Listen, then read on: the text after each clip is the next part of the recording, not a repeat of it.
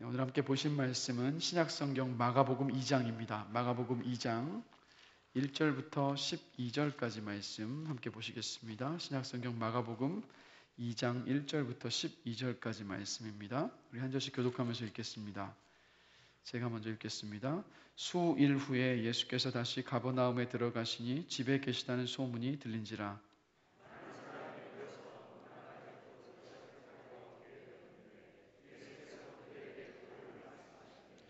사람들이 한 중풍병자를 네 사람에게 메워가지고 예수께로 올세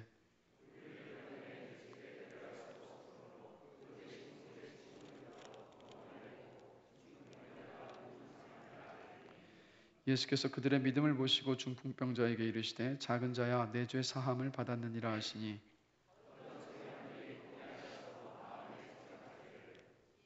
이 사람이 어찌 이렇게 말하는가 신성모독이로다. 오직 하나님 한 분 외에는 누가 능히 죄를 사하겠느냐.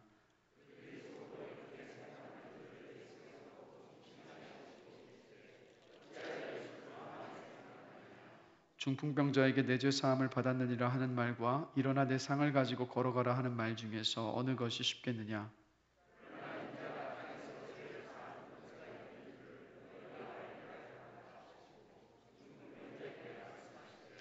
내가 내게 이르노니 일어나 내 상을 가지고 집으로 가라 하시니 그가 일어나 곧 상을 가지고 모든 사람 앞에서 나가거늘 그들이 다 놀라 하나님께 영광을 돌리며 이르되 우리가 이런 일을 도무지 보지 못하였다 하더라. 아멘. 자리에 앉으시겠습니다.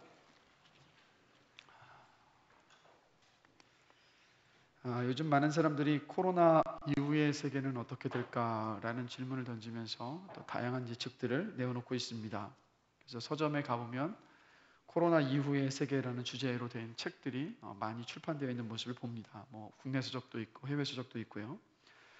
그런데 말씀을 준비하면서 한동대학교 손화철 교수님의 칼럼을 제가 보게 됐는데 지금처럼 코로나 이후의 시대는 어떻게 될 것인가라는 질문이 계속해서 나오고 있는 이 시대에 그런 분위기에 대하여서 이 손화철 교수님은 이렇게 말씀을 하시더라고요. 칼럼에서 그렇게 변하는 게 세상이라면 그 변화가 그렇게 급작스럽게 도래하는 것이라면 얼마나 무섭고 얼마나 좋을까. TV가 발명되었을 때에도 달나라에 사람이 발을 내디딘 때에도 중동에서 전쟁이 터지고 후쿠시마 핵발전소 사고로 방사능이 누출되었을 때에도 당시의 혼란은 예측했던 일로 이어지지 않았다. 물론 한 사건이 장기적으로는 대단한 변화를 일으킨 것이 사실이지만 그 변화는 한참 뒤에나 체감되고 평가되었을 따름이다.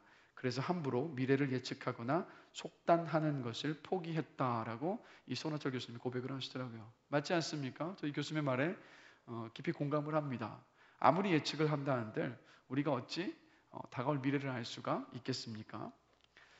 그럼에도 불구하고 많은 사람들이 두려운 마음으로 또 코로나 이후의 시대는 어떠한 시대가 올 것인가 그 미래를 여전히 많은 사람들이 예측하려고 하고 있습니다. 그래서 저는 이런 상황 속에서 그리스도인인 저와 여러분들은 어떻게 살아야 되는 것인가 또 무엇이 우리에게 필요하고 무엇이 가장 중요한 것인가에 대해서 잠시 함께 생각해 보면서 말씀을 나누려고 합니다. 오늘 본문 이전의 내용을 간략하게 한번 설명을 드리면 예수님은 공생의 사역을 갈릴리 지방 가버나움에서 시작을 하셨습니다. 그리고 가버나움부터 시작하셔서 갈릴리 호수 주변에 있는 지역들을 다 다니시고 나서 오늘 본문에 보면 다시 가버나움으로 돌아오셨습니다. 그리고 가버나움에 누구의 집인지는 모르지만 그곳에 머물고 계셨던 집이 있었습니다. 그래서 여러분이 아시는 것처럼 예수님은 갈릴리 지역에서 사역을 하실 때 말씀을 가르치셨고 그 다음에 병자를 고치셨고 귀신을 내어 쫓으셨습니다. 그래서 예수님께서 보이셨던 이 이적 때문에 참 많은 사람들이 예수님에게로 몰려들었습니다. 그래서 갈릴리 전역에 이미 예수님은 기적을 일으키시는 분이라는 소문이 다 사방팔방으로 퍼져 있었기 때문에 가버나움에 머물고 있는 이 집에도 오늘 본문 2절 말씀을 보시면 이렇게 기록하고 있습니다. 많은 사람이 모여서 문 앞까지도 들어설 자리가 없게 되었는데, 즉 예수님을 보고 싶어서 수많은 사람들이 문 앞까지 들어서서 설 자리조차 없었습니다. 그런데 여러분, 이렇게 예수님이 계시는 곳에 몰려왔었던 이 사람들 대부분은요, 병을 고치시고 귀신을 쫓는 그 기적을 보고 싶어 했습니다. 그런데 예수님의 공생의 사역 전체를 보면 예수님은 단 한 번도 자신을 치유자로, 그러니까 병을 고치시는 치유자로서 자신을 선전하신 적이 단 한 번도 없으십니다. 왜냐하면 예수님은 자신의 치유하는 그 능력, 즉 병자를 고치는 그 능력을 보고 그것 때문에 자신을 따르는 것을 원치 않으셨던 겁니다. 왜냐하면 예수님께서 병을 고치시고 귀신을 내어쫓으셨던 사건은 왜 그런 일들을 행하셨느냐? 바로 예수님께서 우리와 같은 육신의 옷을 입고 우리 곁으로 오신, 이 땅으로 오신 하나님이심을 보여주기 위한 것이었기 때문입니다.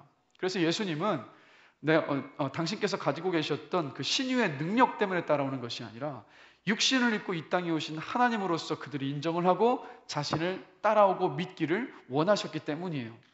그래서 이때는 아직은 아니지만, 본문에서의 상황은 아직은 아니지만, 사람들이 준비가 되면 자신이 육신을 입고 땅에 오신 하나님이시라는 것을 분명히 드러내 보이실 계획을 가지고 계셨습니다. 이렇게 여러분, 예수님이 행하시는 기적을 보기 위해 몰려든 사람들에게 2절 하반부를 보면 예수님께서 무엇을 하셨냐면 도를 전하셨다, 도를 말씀하셨다라고 2절 하반부에서 기록을 하고 있습니다. 마치 이 서커스를 보러 온 사람들처럼 예수님께서 병자를 고치시고 또 귀신을 쫓으시는 그 모습을 보려고 몰려든 사람들에게 예수님은 도리어 말씀을 전하신 거예요. 회개와 구원과 하나님의 나라에 대해서 가르치셨습니다. 근데 이렇게 한참 몰려든 사람들에게 말씀을 가르치고 계시는데 천장에서 흙과 나무 파편들이 막 툭툭 떨어지기 시작을 합니다. 그리고 잠시 후에는 큰 진흙덩어리들이 툭툭툭 떨어지더니 이내 구멍이 뻥 천장에 뚫리면서 빛이 새어 들어옵니다. 그리고 뚫린 천장으로 갑자기 네 귀퉁이를 줄로 묶은 상 하나가 쭉 예수님 앞에 내려옵니다. 봤더니 그 상 위에는 중풍병자가 누워 있었습니다. 그곳에 모여있던 사람들이 어떻겠습니까?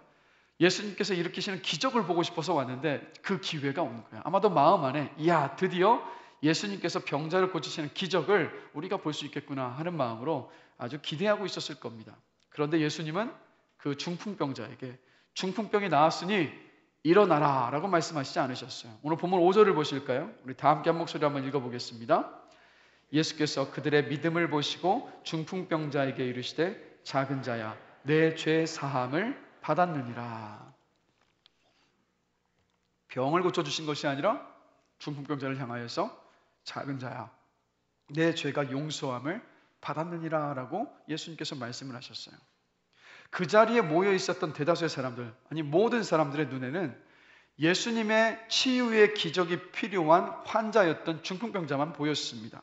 그러나 그 시간에, 같은 시간에 예수님은 사람들이 모르는, 사람들이 볼 수 없는 것을 보고 계셨어요. 뭐냐면 바로 이 중풍병에 걸린 남자에게 중풍병보다 훨씬 더 큰 문제가 있다는 것을 예수님께서는 보고 계셨던 겁니다. 그리고 그 문제를 먼저 짚고 넘어가셨던 거예요. 바로 이겁니다. 네 고통을 내가 다 알고 있다. 걱정하지 말아라. 내가 너를 고쳐줄게. 그러나 너의 인생의 가장 큰 문제는 육체의 고통이 아니라는 것을 알아야 돼. 가장 근본적인 문제는 바로 네 안에 있는 죄야 라고 예수님께서 말씀하고 계셨던 거예요. 여러분, 성경이 말하고 있는 죄가 뭡니까? 성경이 말하는 죄는 하나님을 인정하지 않는 것, 하나님을 믿지 않는 것, 하나님이 계시지만 하나님께서 없는 것처럼 내 마음대로 내 뜻대로 살아가는 삶, 그 삶이 바로 죄라고 성경은 말합니다. 아마도 중풍병자는 예수님 앞에 딱 섰기 때문에 이런 생각을 가졌을 거예요. 야, 이제 내가 걷기만 한다면 정말 살만 날 거야. 더 이상 내가 불행하지 않을 거야. 걸을 수만 있다면 내 평생에 더 이상 다른 소원은 없어 라는 이런 마음을 가지고 있었을 거예요. 그러나 예수님께서는 그 중풍병자에게 이렇게 말씀하고 계시는 겁니다. 내가 네 몸만 고쳐주면 행복할 것 같지? 하지만 두어 달만 지나봐. 그 행복 오래가지 않아. 불만족의 원인은 더 깊은 곳에 있어. 뭔지 아니? 하나님과 너와의 관계가 끊어져 있는 거야. 하나님이 계시지 않으면 너는 끝까지 불만족할 수밖에 없어 라고 예수님께서 말씀하고 계셨던 거예요. 여러분들은 어떠십니까? 많은 사람들이 마음 안에 이것만 있다면, 이 소원만 이루어진다면, 그러면 내가 만족할 것 같고 모든 것이 괜찮아지고 행복해질 거라고 생각을 합니다. 그런데 여러분, 우리 모두는 알고 있어요. 매번 그 소원이 이루어져도, 우리의 바람이 성취가 돼도 조금 시간이 흐르면 우리는 또다시 무언가를 갈구하게 되고 또 다른 문제 앞에 직면해서 다시 도움을 받아야 하고 해결을 받아야 하는 그런 일들을 우리가 계속해서 반복하고 있지 않습니까? 전 국가대표 축구선수 이영표 선수가 어릴 때부터 꿈이 국가대표 축구선수가 되는 것이었습니다. 그래서 그 꿈만 이룬다면 내 삶이 정말로 행복해질 것이라는 그 마음의 그 기대감을 가지고 열심히 운동을 했습니다. 그래서 나는 유년 시절에 아무것도 하지 않고 오직 축구만 했다라고 자신 있게 말할 만큼 정말 열심히 운동한 선수가 바로 이영표 선수입니다. 그런데 자신이 그토록 꿈꿨던 그 꿈을 이루고 나면 내가 행복해질 수 있겠다라고 생각했었던 국가대표가 된 그 시점, 즉 자신의 커리어의 그 정점에서 이영표 선수가 이런 고백을 합니다. 국가대표 축구 선수가 되고 유럽에 진출해서 최고의 리그에서 최고의 선수들과 함께 경기를 하면 모든 것이 행복할 것 같았지만 실상은 그렇지 않았다.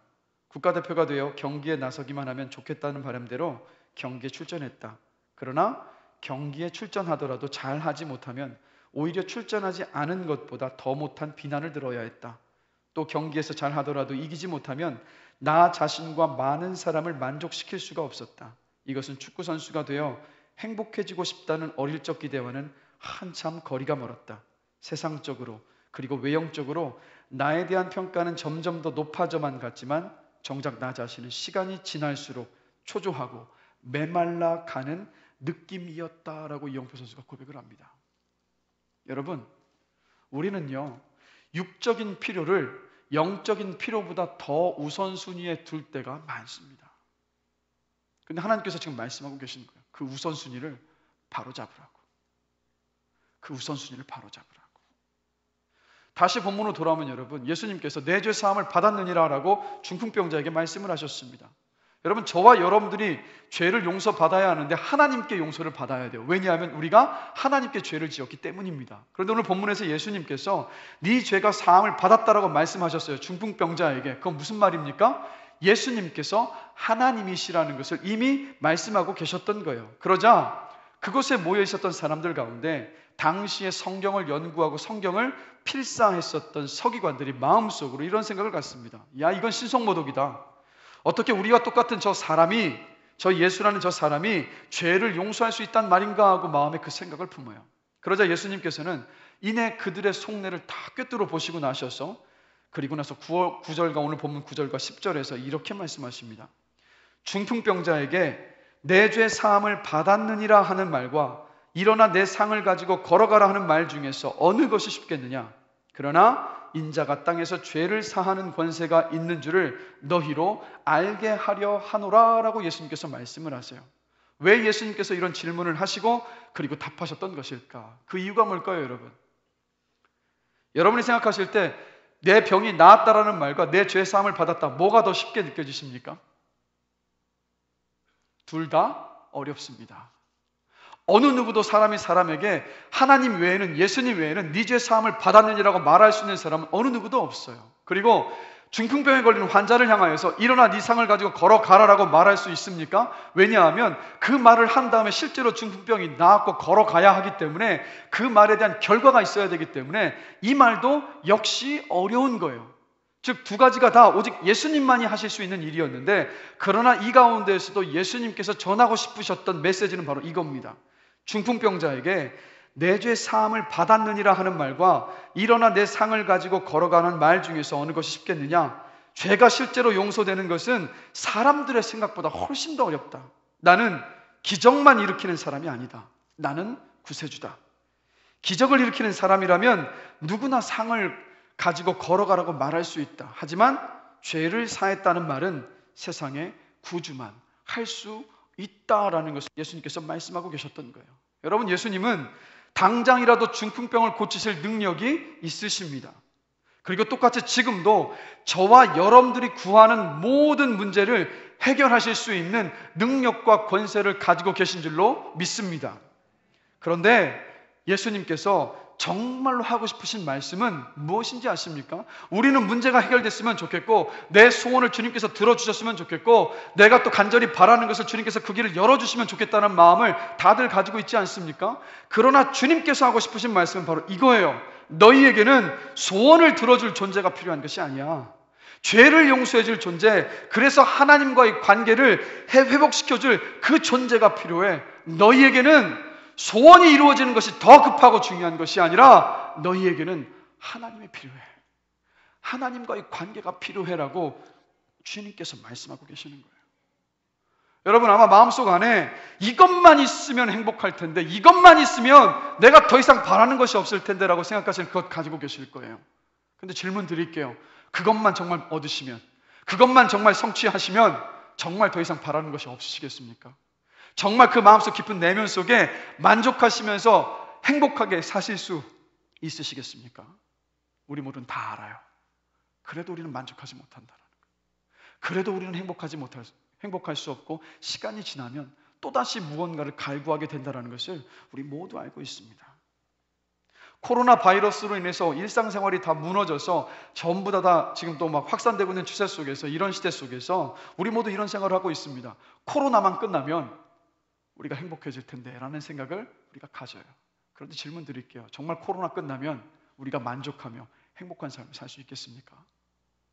코로나가 끝나면 또다시 넘어서야 할 문제, 또다시 이루어야 할, 또다시 소원이 성취되어야 할 어떤 무언가가 우리 인생 앞에 기다리고 있어요.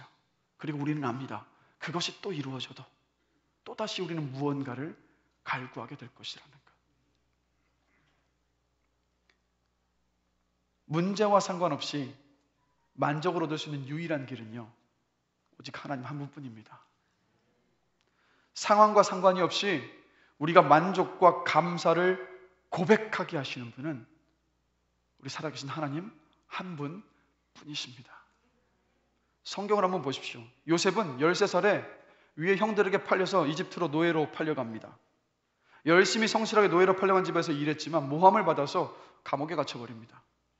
근데 그 감옥에 갇혀서 또 그 감옥에 있는 죄수를 도와줬는데 그들이 요셉에게 말하죠. 내가 너를 잊지 않겠다고, 내가 복직하고 나면 너를 기억하고 너를 이 감옥에서 빼주겠다고 합니다. 그러나 그들이 그랬습니까? 까마득히 요셉을 다 잊어버렸어요.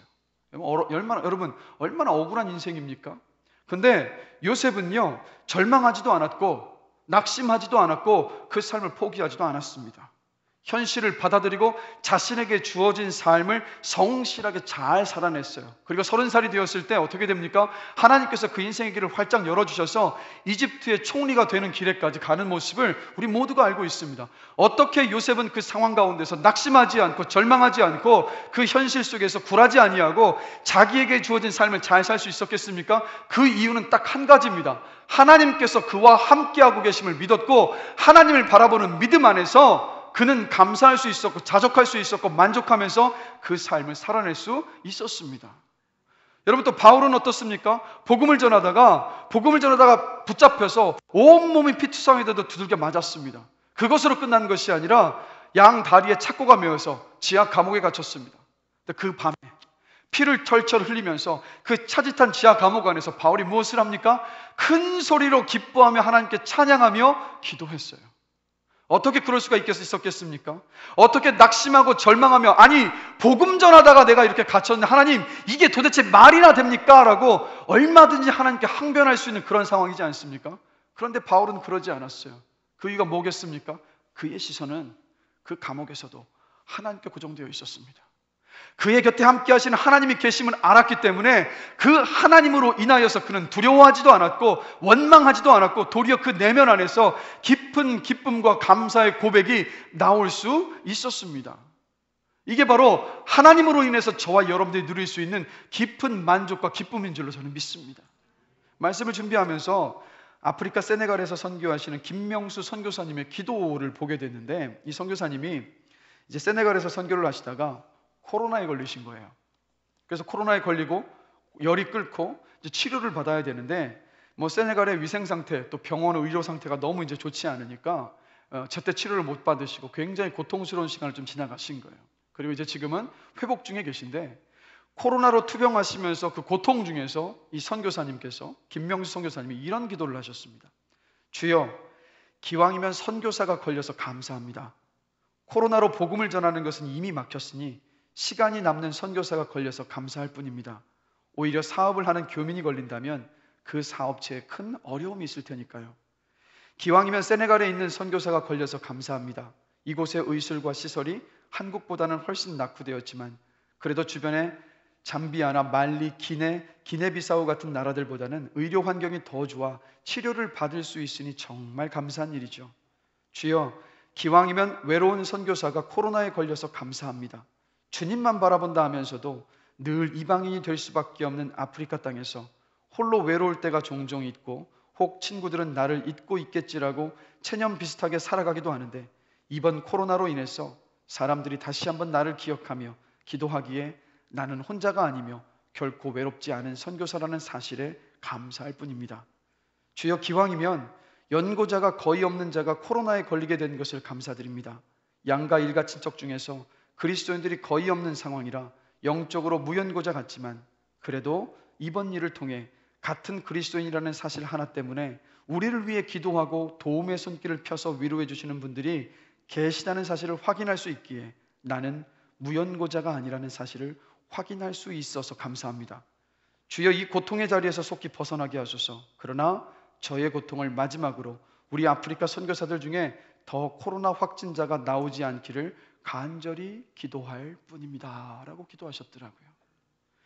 불평하고 좌절하고 낙심하고 원망할 수 있는 상황이었지만 선교사님과 함께 하시는 하나님으로 인해서 드릴 수 있었던 감사의 고백이었습니다.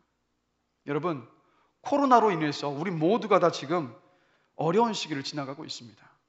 그런데 지금 우리에게 가장 필요한 것은 여러분, 육적인 것이 아닙니다.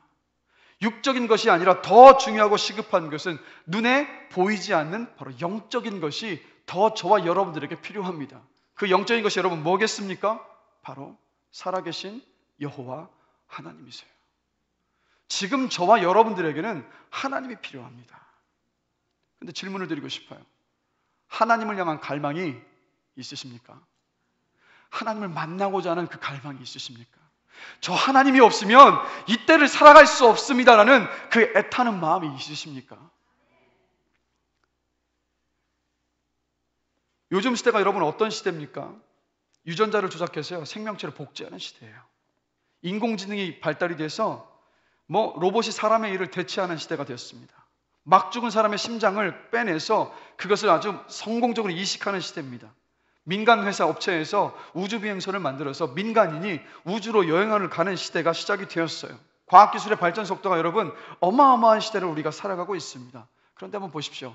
이렇게 과학이 발달한 이 시대 속에서 갑자기 등장한 바이러스에 전 인류가 속수무책이에요. 중국에서 시작된 바이러스가 2달여 만에 전 세계로 퍼졌습니다. 겨우 진정시켜놔도 한 번 놓치면 걷잡을 수 없게 확진되는 모습을 우리가 지금도 보고 있지 않습니까? 그리고 잘 산다는 나라, 과학기술이 잘 발달해 있다는 나라들에서도 수만 명이 죽어가는데 손을 쓸 수가 없어요. 그리고 첨단 기술 시대를 우리가 살아가고 있는데 이 코로나에 대해서 해결책으로 내놓은 것이 여러분 뭡니까? 지금 여러분이 쓰고 계시는 마스크, 그리고 손 깨끗이 씻는 거예요. 무엇을 말합니까? 우리가 살고 있는 이 세상이 우리가 생각하는 만큼 안전하지 않다는 말이에요. 그럼 하나님 무엇을 말씀하시겠습니까? 야, 너네들이 붙잡고 있었던 모든 것들 봐봐, 코로나 앞에서 아무것도 아니잖아. 너희들이 생각하는 것처럼 그렇게 안전하지 않아. 그런데 언제까지 너희들이 그토록 쥐고 있는 그것 언제까지 붙잡고 있을 테니? 그걸 붙잡을 때가 아니라 나에게로 돌아와. 나를 붙잡고 나를 의지해야 되는 때라는 걸 아직도 모르겠니? 내가 너를 기다리고 있다. 네가 나를 찾으면 내가 너를 만나줄 것이고, 네가 내 안에 있고 네가 나와 깊은 관계 속에 있다면 그 어떤 것도 너를 무너뜨리지 못할 거야. 그러니 내게로 와라라고 하나님께서 지금 끊임없이 저와 여러분들에게 말씀하시는 시대를 지금 우리가 살고 있는 것 아니겠습니까? 그런데 문제는 어디에 있는지 아세요? 이렇게 하나님께서 우리에게 메시지를 던지고 계심에도 불구하고 우리가 하나님을 찾질 않아요. 영적으로 무감각해지고 무디어져 있어서 하나님을 도무지 찾고 있지 않는 분들이 너무도 많지 않습니까? 우리들은 어떻습니까? 하나님께서 이런 말씀을 하셨습니다. 우리 예수님께서 내가 길이요 진리요 생명이 나로 말미암지 않고는 아버지께로 올 자가 없느니라. 여러분, 중풍병자 친구들은요, 예수님께 가까이 다가가고 싶었습니다. 왜냐하면 예수님을 통해서 하나님께 가는 길이 열려 있었기에. 그런데 상황이 어땠습니까? 주님 앞에 가면 중풍병자가 고침도 받고 회복될 수 있을 것을 아는데 수많은 인파의 겹겹이 쌓여서 그 앞에 나갈 수가 없었어요. 근데 포기하지 않았습니다. 왜냐하면 주 앞에 서고자 하는 그 갈망이 있었기 때문에. 그래서 어떻게 합니까? 본문을 보시면 지붕에 올라가서 지붕을 뜯어냈어요. 근데 이 지붕이 그냥 얇은 나무가 덮여있는 그런 지붕이 아니라 신학자들의 연구에 의하면 60cm 두께가 되는 나무와 진흙으로 다져진 그런 지붕이었습니다. 이들은 지붕에 올라가서 그 지붕을 기어이 뜯어냈어요. 그리고 상에 끈을 묶어서 중풍병 걸린 그 친구를 예수님 앞에다 내렸습니다. 여러분, 그 중풍병 환자가 친구들이 지붕을 뚫고 예수님 앞에 그 중풍병 환자를 내렸을 때 우리 예수님께서 그 중풍병에 걸린 환자를 보시면서 표정이 어떠셨을까요, 여러분? 저는 한번 상상해 보니까 웃고 계셨을 것 같아요. 자, 오늘 본문 5절을 다시 보면 예수께서 그들의 믿음을 보시고 중풍병자에게 이르시되 작은 자야 내 죄 사함을 받았느니라 하시니, 예수님을 갈망하는 그 마음을 보시고 예수님께서 작은 자야라고 부르셨어요. 근데 이 작은 자라는 말이 어떤 뜻이냐면 친근감 있게 이런 말인 거예요. 얘야, 네 죄가 용서함을 받았어 라고 주님께서 말씀하셨던 거예요. 당신을 향한 그 갈망을 가지고 이 천장을 뚫어서까지라도 당신 앞에 온 그 사람을 보면서 예수님은 너무 기뻐하시면서 그 사람의 죄를 사하여 주셨고 중풍병도 고쳐 주셨습니다. 우리 주님께서 말씀하시잖아요. 내가 길이요 진리요 생명이니 나로 말미암지 않고는 아버지께로 올 자가 없느니라. 그리고 우리 주님이 십자가에서 마지막에 눈을 감으시면서 저와 여러분의 죄를 다 대신 지시고 그 속죄함의 역사를 이루시기 위해서 마지막 눈을 감으실 때 이 한마디 말씀을 하셨어요. 다 이루었도다. 무엇을 다 이루었다는 말씀이겠습니까? 이거예요.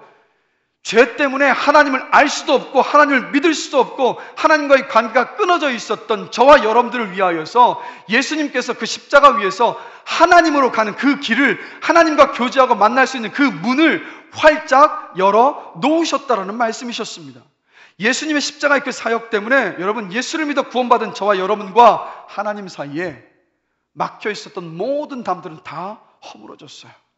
하나님에게서 아무리 멀어진 사람이라 할지라도 하나님께 나아가기를 원한다면 하나님은 만나주시고 당신을 보여주십니다.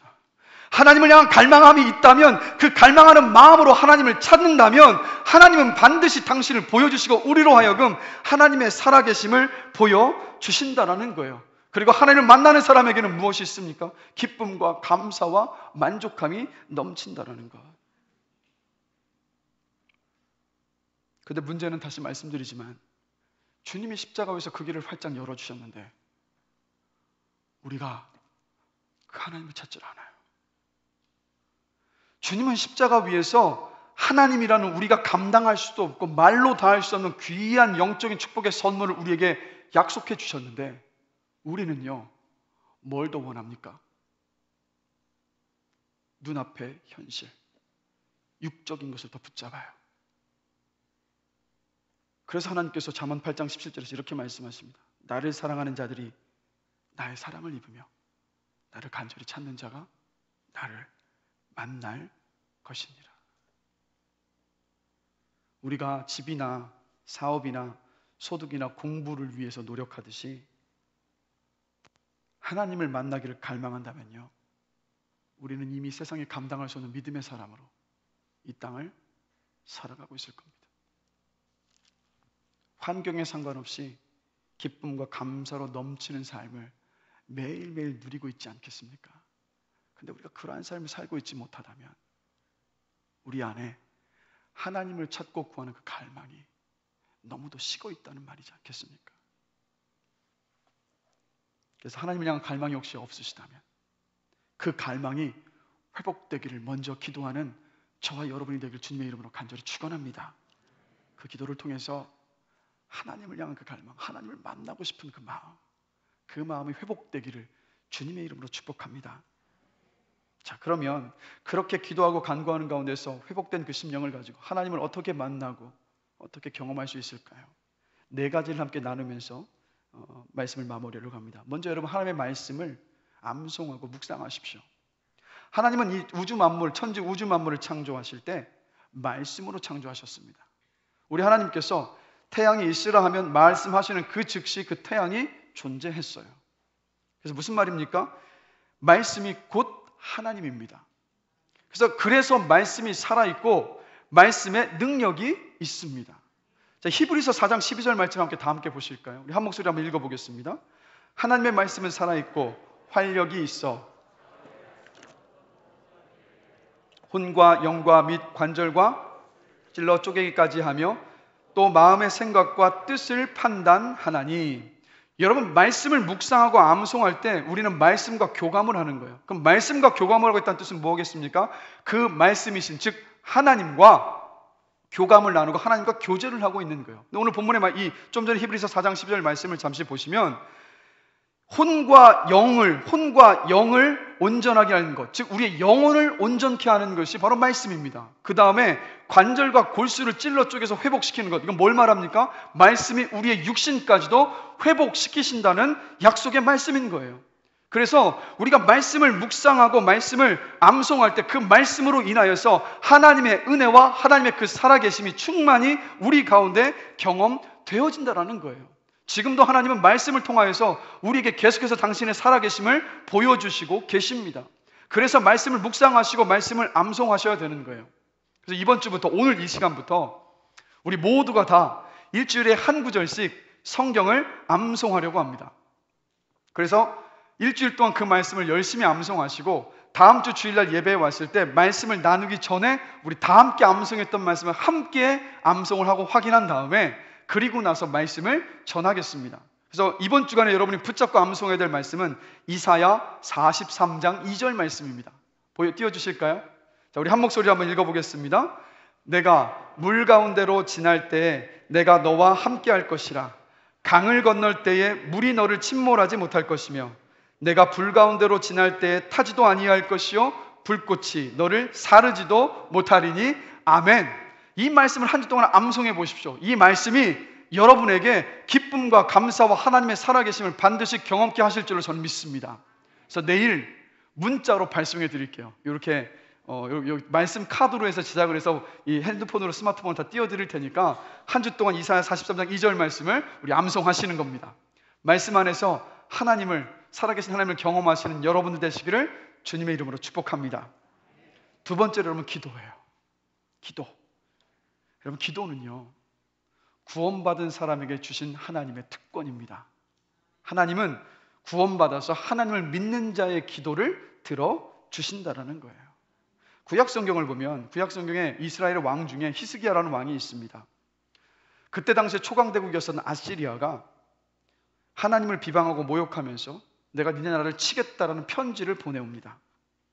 군사력으로는 도저히 아시리아를 이길 수 없었던 히스기야는 그 편지를 받아든 즉시 밤을 지새우며 그 편지를 붙잡고 하나님께 기도하기 시작합니다. 왜냐하면 전쟁에서 지면 멸망당하는 거니까요. 이때 히스기야가 밤을 새우며 기도하고 나자 놀라운 일이 벌어졌습니다. 열왕기하 19장 35절입니다. 이 밤에 여호와의 사자가 나와서 아시리아 진영에서 군사 18만 5천 명을 친지라. 아침에 일찍이 일어나 보니 다 송장이 되었더라. 히스기야가 기도하는 그날 밤에 하나님께서 히스기야의 기도를 들으시고 하나님의 천사를 보내셔서 18만 5천 명을 다 없애셨던 거예요. 이 사건을 통해서 하나님께서 무엇을 말씀하고 계시겠습니까? 기도하면 반드시 하나님께서 도우십니다. 기도하면 반드시 하나님은 하나님의 살아계심을 보여주십니다. 기도하면 우리가 어떤 형편에서든지 살 수 있다라는 것을 하나님께서 말씀해주고 계시는 거예요. 그래서 여러분, 다시 한번 말씀드립니다. 우리 10 운동 기억하십니까? 아침, 점심, 저녁에 10분씩 기도하는 것. 여러분, 30분, 1시간을 요구하는 것이 아니라 아침, 점심, 저녁 10분이요. 10분. 그 10분도 떼지 못하신다면 우리 한번 자문해 봐야 합니다. 스스로에게. 나는 하나님을 사랑하고 있는가? 여러분, 사랑하는 사람과는 만나고 싶고 대화하고 싶은 것 아니겠습니까? 근데 여러분, 하나님을 사랑하신다고 하시면서 단 10분도 아침, 점심, 저녁을 떼어내지 못하신다면 그 사랑이 의심을 한번 해보셔야 돼요. 정말로 주님을 사랑하고 있는가? 다시 한번 말씀드립니다. 10입니다. 아침, 점심, 저녁 10분씩 하나님께 기도하시는 여러분 되시기를 주님의 이름으로 축원합니다. 세 번째로 감사하시는 거예요. 감사. 자, 우리 말씀을 한번 찾아볼까요? 마태복음 6장입니다. 마태복음 6장 26절부터 31절까지 말씀 잠시 한번 보시겠습니다. 말씀 한번 띄워주실 건데요. 마태복음 6장 26절부터 31절까지 말씀 우리 다 함께 같이 한번 읽겠습니다.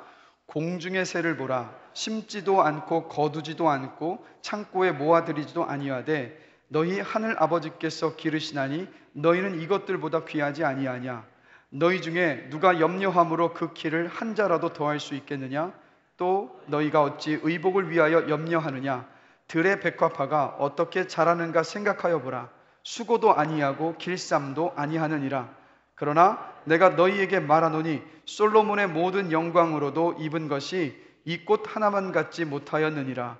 오늘 있다가 내일 아궁이에 던져지는 들풀도 하나님이 이렇게 입히시거든 하물며 너희일까 보냐. 믿음이 작은 자들아. 그러므로 염려하여 이르기를 무엇을 먹을까 무엇을 마실까 무엇을 입을까 하지 말라. 아멘. 질문 드릴게요. 하나님께서 여러분의 아버지이심을 믿으십니까? 근데 왜 염려하십니까? 하나님께서 아버지이시라고 믿으면서 염려하고 있는 것은 마치 고아와도 같은 거예요. 아버지가 계시지 않은 것처럼. 그런데 여러분, 우리 하나님이 살아계셔서 우리의 인생을 먹이시고 책임지시는 하나님이신 줄로 저는 믿습니다. 그 아버지께서 여러분의 삶을 지금도 이끌고 계세요. 그래서 주님께서 조금 전에 이 마태복음 6장에서 하셨던 말씀이 뭐냐면 하나님께서 저와 여러분의 인생 가운데 세심하게 베푸시는 그 일하심을 관찰하고 감사함으로 고백하라는 거예요. 한번 돌아보십시오. 이번 한 주간을 살아오시면서 얼마나 세심하게 여러분의 인생을 이끌어 오셨는지. 중요한 것은요, 우리의 눈이 가리워져 있어서 하나님의 그 세심하신 은혜의 손길을 보지 못하기 때문에 하나님이 살아계시지 않다라고 우리가 느끼는 거예요. 그러나 여러분들이 조금만 눈을 뜨셔서 관심을 가지시고 하나님께서 나에게 어떤 은혜를 주셨는가 찾기 시작하시면 정말로 많은 감사 이유들을 찾게 되실 것입니다. 살아왔던 모든 인생 속에서 주셨던 은혜를 되돌아보시고 하루하루 여러분의 인생 가운데서 하루하루의 그 일상 가운데서 하나님께서 주셨던 베풀으시던 그 은혜를 돌아보시고 감사하시는 여러분 되시기를 주님의 이름으로 축복합니다. 우리가 감사할 때 우리는 알아요. 하나님이 내 인생을 돌보시고 내 곁에 살아서 일하신다라는 것을. 그리고 마지막으로 빼먹을 뻔했네요. 우리 교회 한 목자님의 고백이에요. 감사의 고백인데요.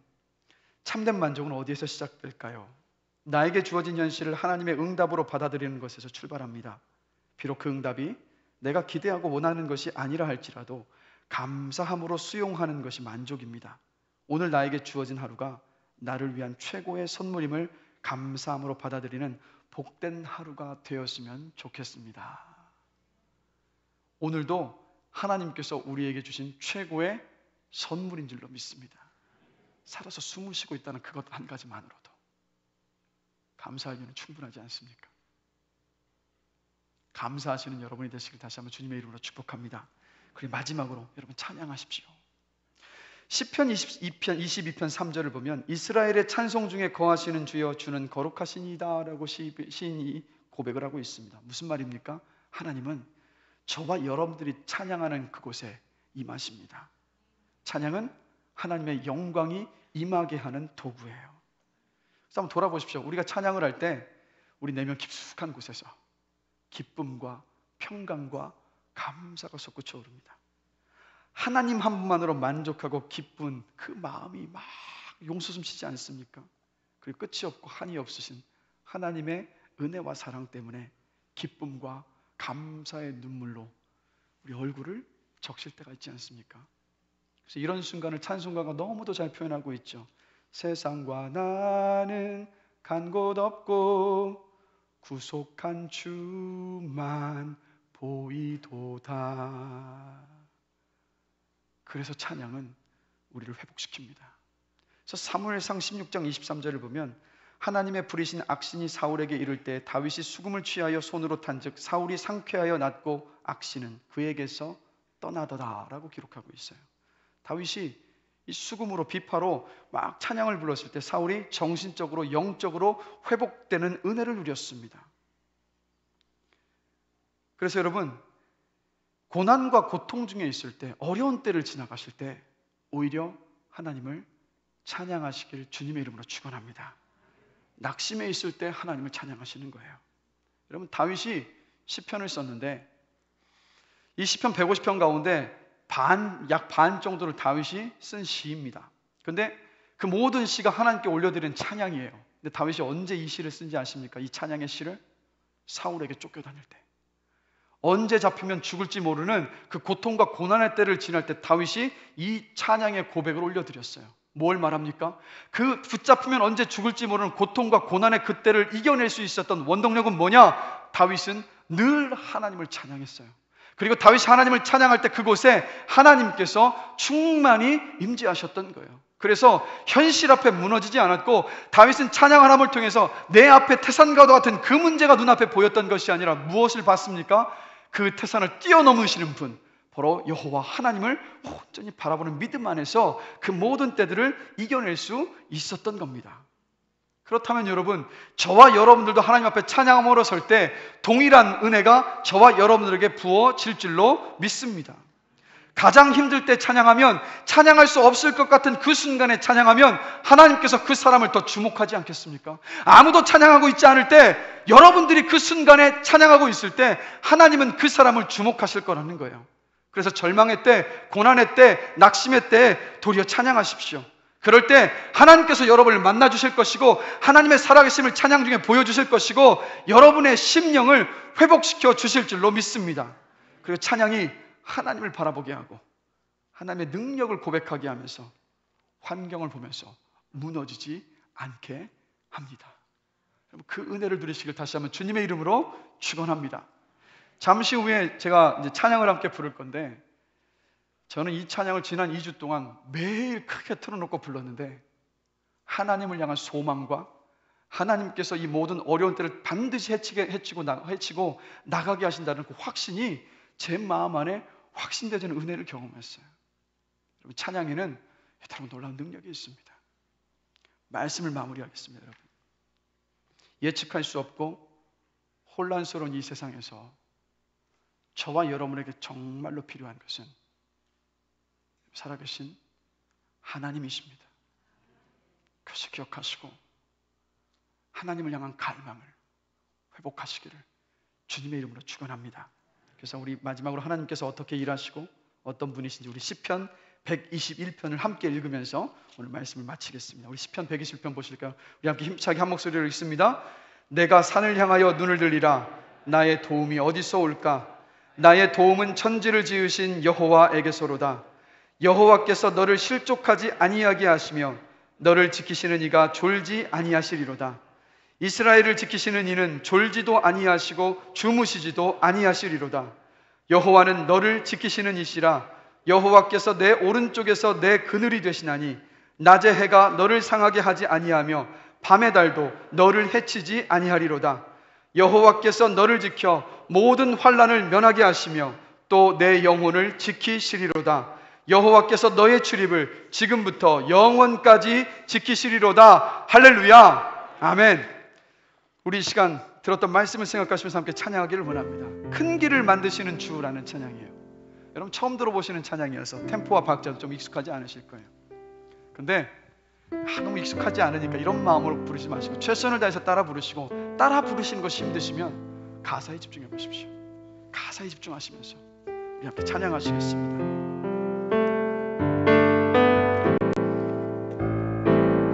주 예수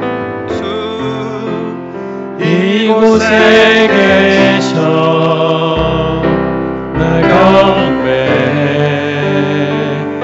주 경배해 이곳에 운행하시며 일하시네 주 경배해 모든 맘 만지시는 주 나 경배해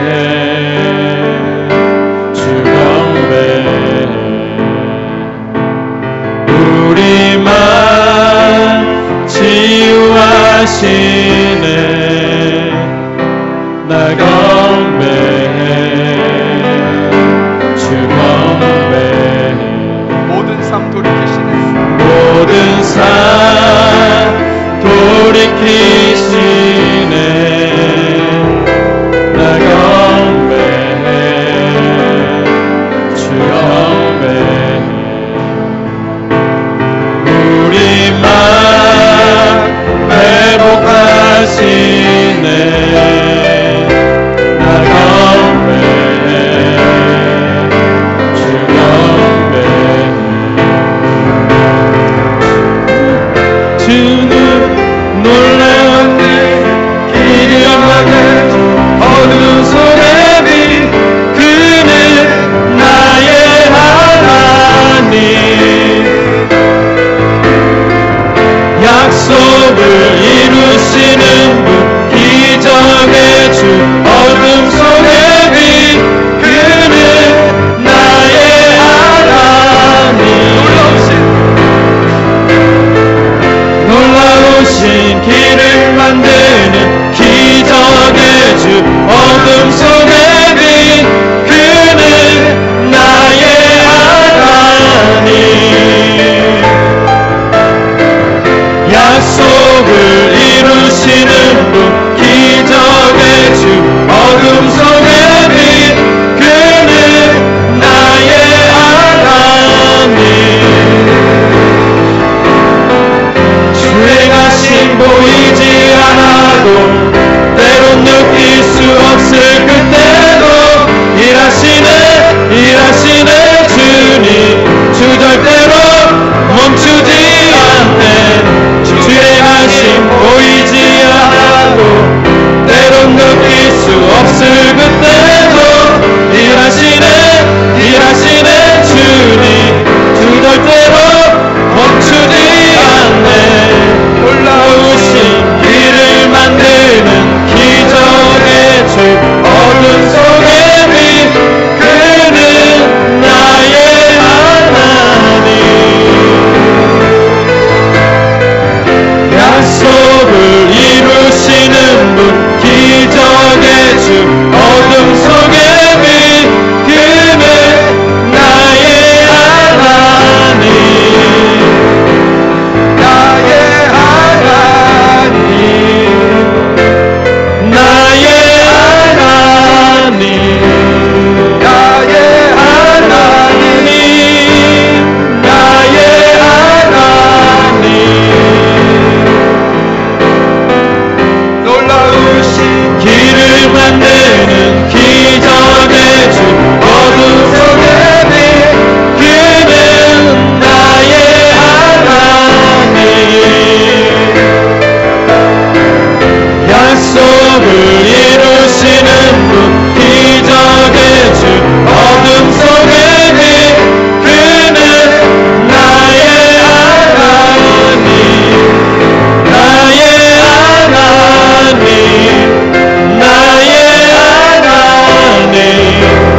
나의 하나님. 나의 하나님.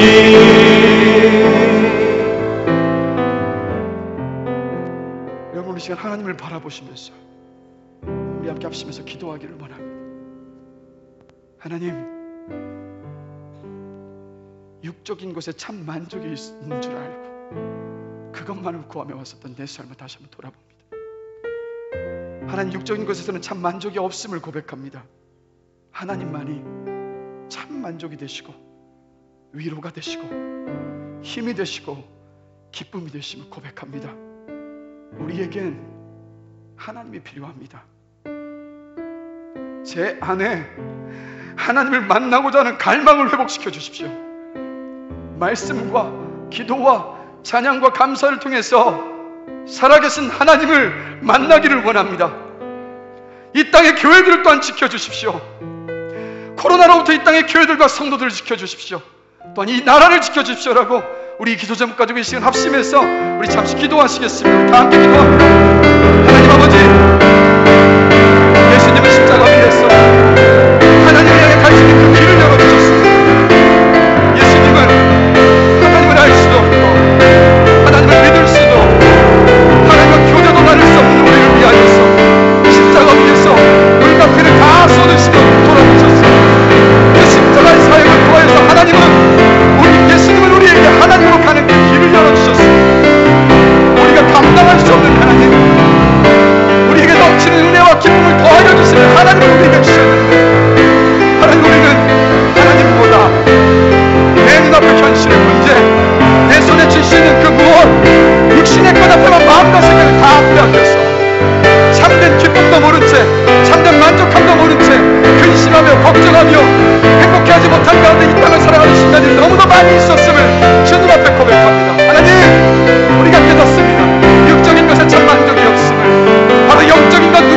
않지만 우리가 하나님을 만나며 하나님께서 우리의 10년간의 충만이 임하셨을 때 비로소 참 만족과 기쁨이 있음을 이 시간 주 앞에 기도하며 고백합니다.